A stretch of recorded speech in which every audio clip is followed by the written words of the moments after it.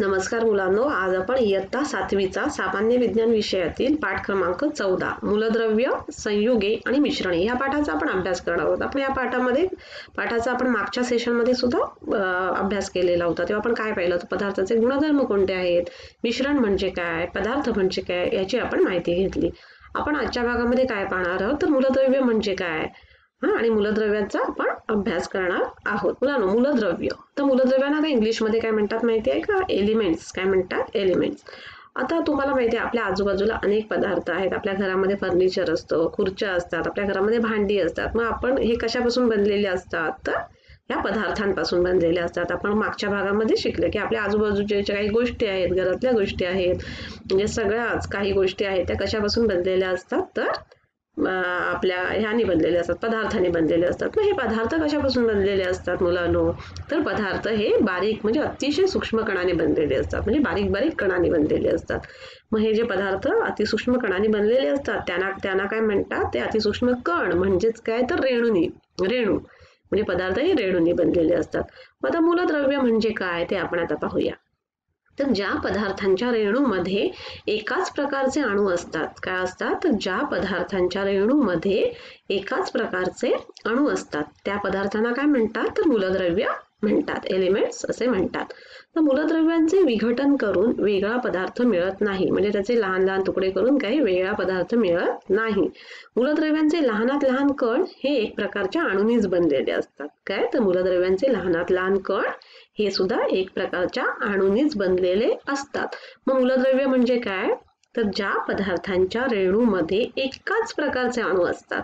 काय तर ज्या पदार्थांच्या रेणूमध्ये एकाच प्रकारचे अणू असतात त्या पदार्थांना काय म्हणतात तर मूलद्रव्य असे म्हणतात.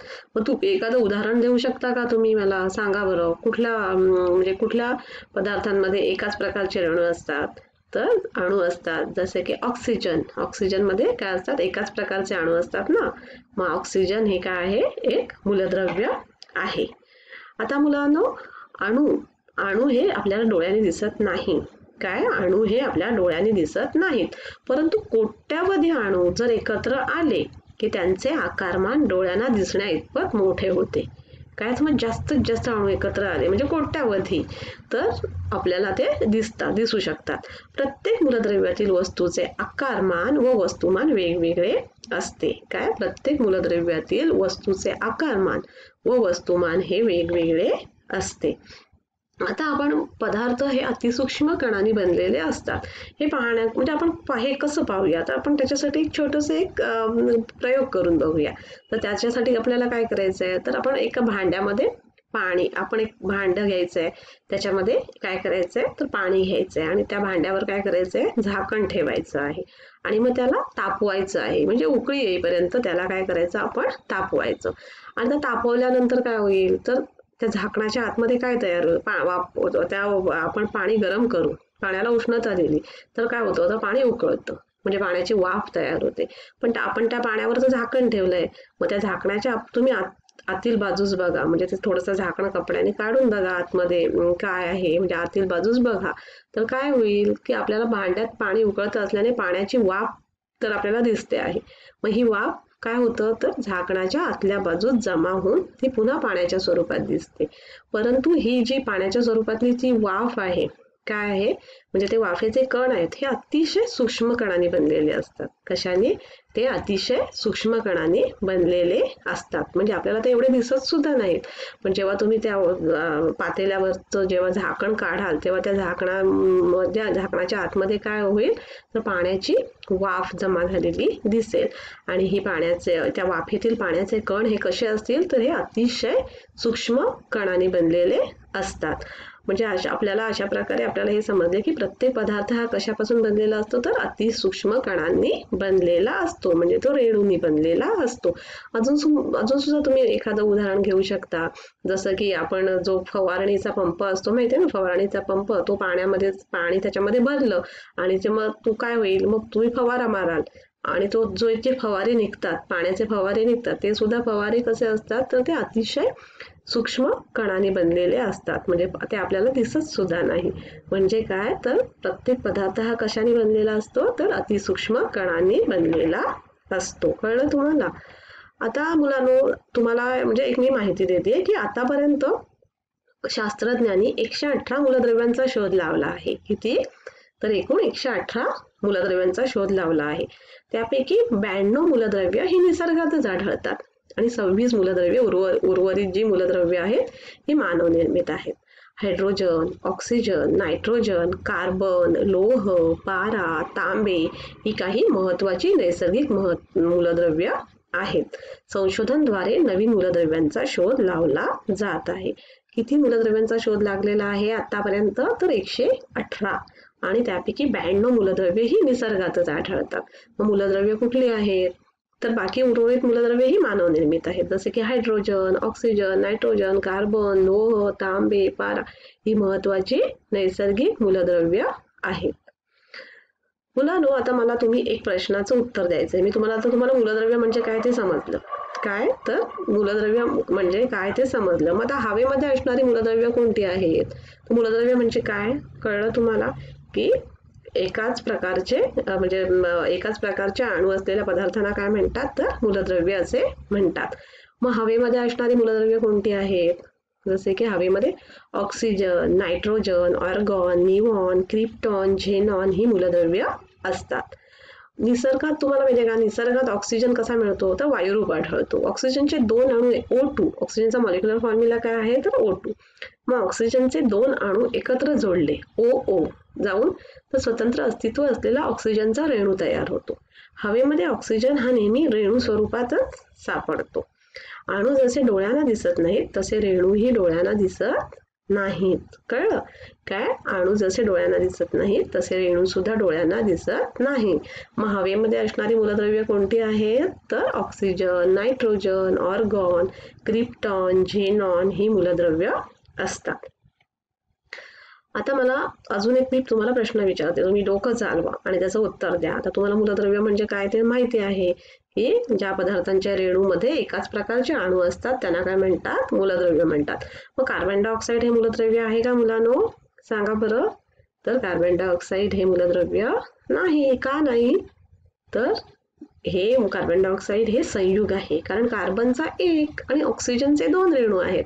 आपल्याला तिथे काय आहे? तर एकाच प्रकारचे अणू असलेल्या पदार्थांना काय म्हणतात? मूलद्रव्य म्हणतात.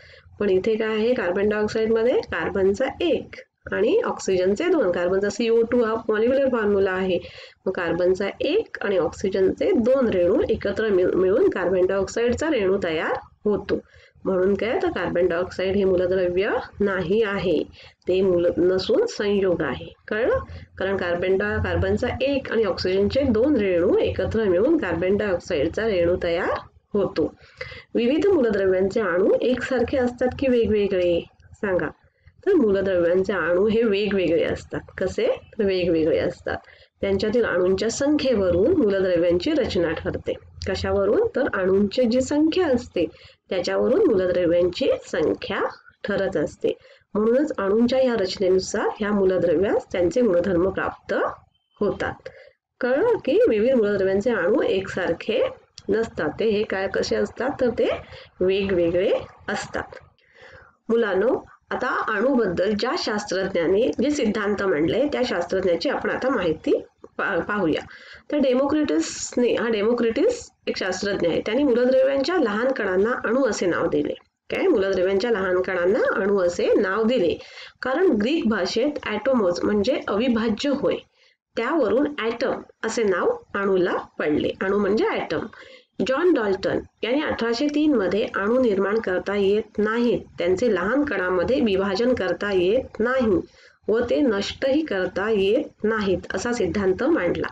कुठला सिद्धांत मांडला? तर जॉन डाल्टन यांनी 1803 मध्ये अणू निर्माण करता येत नाहीत, त्यांचे लहान कणांमध्ये विभाजन करता येत नाही व ते नष्टही करता येत नाहीत असा सिद्धांत मांडला. तसेच काही विशिष्ट चिन्हांचा वापर करून मूलद्रव्य दर्शविली. काय? तर काही विशिष्ट चिन्हांचा वापर करून त्याने मूलद्रव्य दर्शवली. उदाहरणार्थ हे बघा, तांबे हे चिन्ह तांब्यासाठी वापरलं, सल्फरला हे चिन्ह वापरलं आणि हायड्रोजनला काय ह्या चिन्हाचा वापर करून त्यांनी काय केलं? मूलद्रव्य दर्शवली.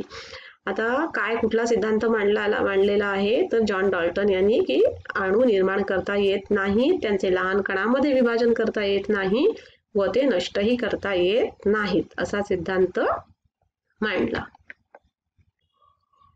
तर मुलांनो आज आपण काय शिकलो, तर आज आपण शिकलो की पदार्थ हे अतिसूक्ष्म कणांनी बनलेले असतात. म्हणजे पदार्थ हे अतिसूक्ष्म बारीक बारीक कणांनी बनलेले असतात. म्हणजेच काय तर ते रेणूंनी बनलेले असतात. मग मूलद्रव्य म्हणजे काय, तर मूलद्रव्य म्हणजे काय तर ज्या पदार्थांच्या रेणूमध्ये एकाच प्रकारचे अणू असतात त्यांना काय म्हणतात, तर मूलद्रव्य असे म्हणतात. मूलद्रव्य किती आहे, तर 118 मूलद्रव्यांचा शोध आतापर्यंत लागलेला आहे. त्याच्यापैकी 92 मूलद्रव्य ही नैसर्गिक मूलद्रव्य आहेत. उदाहरणार्थ ऑक्सिजन, नायट्रोजन, हायड्रोजन इत्यादी मूलद्रव्य आहेत. मुलांनो आणि आपण पुढच्या भागामध्ये काय पाहणार आहोत, तर पुढच्या भागामध्ये संयुगे म्हणजे काय किंवा मूलद्रव्यांचे वर्गीकरण, अजून मूलद्रव्यांचे आपल्याला वर्गीकरण पाहायचं आहे. जसे की धातू, अधातू, धातू सदृश, मूलद्रव्यांचे संक्षिप्त म्हणजे जे रूप आहे ते आपल्याला आपण पुढच्या भागामध्ये पाहणार आहोत, याचा अभ्यास करणार आहोत. मुलांनो तुम्हाला एएस विद्यालय बद्दल मी आता तुम्हाला माहिती देते. एएस विद्यालय हे असे विद्यालय आहे की भारतातील पहिले ऑनलाईन स्कूल आहे. त्याच्यामध्ये तुम्हाला पूर्ण सिलेबसचे म्हणजे 6वी ते 10वी पर्यंतचे फुल सिलेबसचे सर्व क्लास तुम्हाला मिळतील, एकत्र मिळतील. आणि एवढंच नाही तर अनलिमिटेड टेस्ट सुद्धा मिळतील त्याच्यामध्ये. आणि पुन्हा तुम्हाला जर काही प्रॉब्लेम असेल, काही तुम्हाला प्रश्न विचारायचे असतील तर म्हणजे त्या स्कूलमधल्या शिक्षकांना तुम्ही तुमचे प्रॉब्लेम्स तुम्हाला काही विचारायचं असेल तर ते तुम्ही विचारू शकता. आणि म्हणून तुम्ही हे ॲप आहे ह्या ॲपबद्दल तुम्ही तुमच्या मित्रांना, मैत्रिणींना, नातेवाईकांना सगळ्यांना ह्या ॲपबद्दल तुम्ही सांगा आणि हे ॲप रजिस्टर करायला सांगा. धन्यवाद.